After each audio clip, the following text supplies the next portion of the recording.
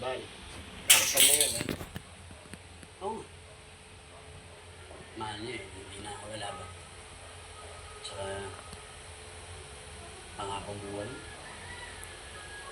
Hindi ka naman kaibigay sa kanya yung future na gusto niya. Kaya tutulungan ko naman siya para makuha. Ang Argao ay nasa Saudi na Cebu. Nayagay mo yung lugar na yan. Kaya don't worry me. Sorry mo na dito na tayo. Oh, ito. Hoy, libre mo ako ha, torta.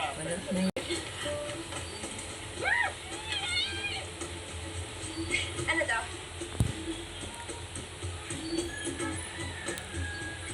Do not village. Okay. Basta dos, we will wait for her no matter what. Okay? Balitaan na nakagad kita pag yung sa akin dos. Dos, thank you talaga ha. Wala. Sige na, pahinga na. Ano na, Gabriela? Uy, Alam na ni Jason to. ang tayo nun. I told him, wait, lumabas tayo after schedule. I immediately confessed na naglasing ako. And if you only saw how he looked at me, pakiramdam ko, ninitis ako. He was so disappointed. And I don't wanna feel that way again. Kaya ayusin ko na lang muna.